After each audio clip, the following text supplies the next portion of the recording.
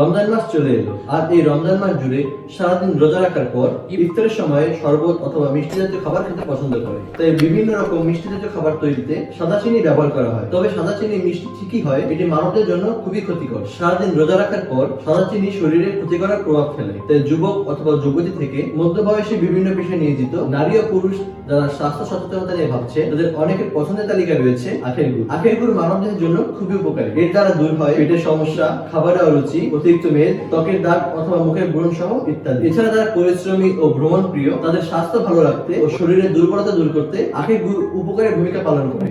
এখন খাঁটি আখের গুড় কোথায় পাবে? তাই আমরা দিচ্ছি শতভাগ খাঁটি আখের গুড়। নিজস্ব উদ্যোগে সরাসরি আখের থেকে সংগ্রহ করে পরিষ্কারভাবে মাড়াইয়ের মাধ্যমে রস বের করে স্বাস্থ্যকর পরিবেশের চুলায় 3 থেকে 4 ঘন্টা জ্বালানোর পর আখ থেকে গুড় তৈরি করা হয়, যা সম্পূর্ণ খাঁটি ও কেমিক্যাল মুক্ত। আমরা সাধারণত উৎপন্ন করি পাটালি গুড়, ঝুরা গুড়, পাউডার গুড়, যার দ্বারা চা, কফি, শরবত থেকে শুরু করে বিভিন্ন রকম মিষ্টি জাতীয় খাবার তৈরি করা যাবে। তাই আমাদের কাছ থেকে আখের গুড় সংগ্রহ করতে স্ক্রিনে দেওয়া ফোন নম্বরে যোগাযোগ করুন।